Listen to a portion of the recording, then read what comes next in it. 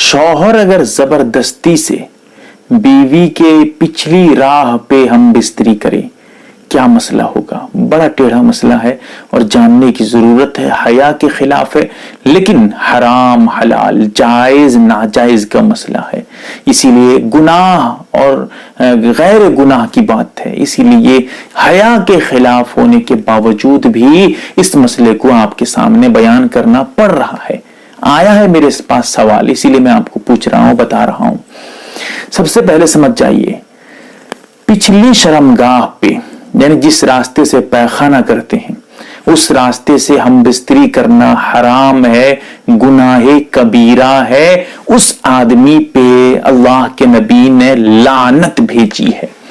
लानत शैतान पे भेजते हैं। सोचिए, शैतान वाला अमल कितना घटिया और कितना घिनौना अमल होगा वो। इसीलिए सख्त गुनाह है, गुनाहे कबीरा है। अब चाहे दोनों राजी हो, मियां बीवी दोनों राजी थे, सोच रहे हैं कि चलो दोनों राजी हैं तो हम बिस्तरी कर लेंगे पीछे से, ना, हराम है, गुनाह कबीरा। क्योंकि ये जो मना था ये बीवी का मना नहीं, ये अल्लाह का मना था, ये अल्लाह के नबी का मना था। इसीलिए दोनों के राजी होने के बावजूद भी पिछली राह से हम बिस्तरी करना हराम है, गुनाह कबीरा है, पीछे से हम बिस्तरी। यहां एक धोखा आदमी खा लेता है जब बात होती है कि पीछे से हम बिस्तरी करना हराम है। लोग समझते हैं कि पीछे से हम बिस्तरी हराम।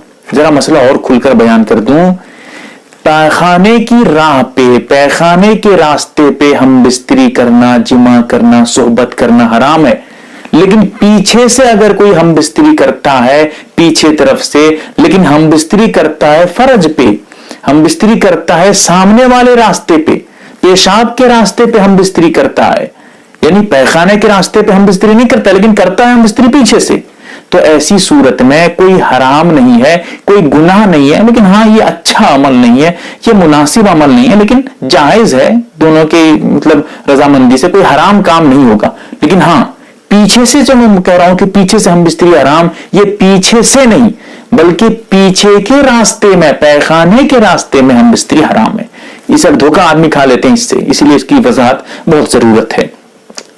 अब समझिए, अगर बीवी राजी नहीं थी, क्योंकि कभी ऐसा तो होगा नहीं कि बीवी जो है राजी है और शौहर राजी नहीं है फिर हम बिस्तरी हो जाए, इस तरह तो नामुमकिन है। इसलिए मसला उड़ता ही नहीं है। लेकिन मसला ये उड़ता है, बीवी राजी नहीं है, शौहर जबरदस्ती जबरन पीछे के रास्ते में हम बिस्तरी करता है, तो क्या मसला होगा? जवाब यह है कि ऐसी सूरत में बीवी बिल्कुल अपने ऊपर इख्तियार न दे, बिल्कुल इजाजत न दे, बिल्कुल इख्तियार न दे। हां, अगर जबरदस्ती बहुत ही जबरन अगर शौहर इस तरह हम बिस्तरी करे, तो अब अल्लाह ताला ये कहते हैं कि ऐसी सूरत में अब ये जो गुनाह का बोझ था, गुनाह का जो अजाब था, इसका इस हरकत का जो गुनाह था, वो उस जबर करने वाले को, उस जो है जबरदस्ती करने वाले को ही मिलेगा। यानी शौहर पे तमाम की तमाम नहुसतें, शौहर पे तमाम की तमाम लानतें आ जाएंगी। उम्मीद है कि बीवी को उस वक्त कोई गुनाह नहीं मिलेगा, क्योंकि बीवी वहां मजबूर है, बीवी वहां जो है कोई दोषी नहीं है, बीवी वहां पर निर्दोष है, बीवी वहां पर कोई कर नहीं सकती कुछ भी, क्योंकि बीवी जो वहां इख्तियार में नहीं है, बीवी चाह के रोक नहीं पाई। इसीलिए अब ऐसी सूरत में बीवी को कोई गुनाह नहीं बल्कि शौहर को गुनाह मिलेगा। मुहतरम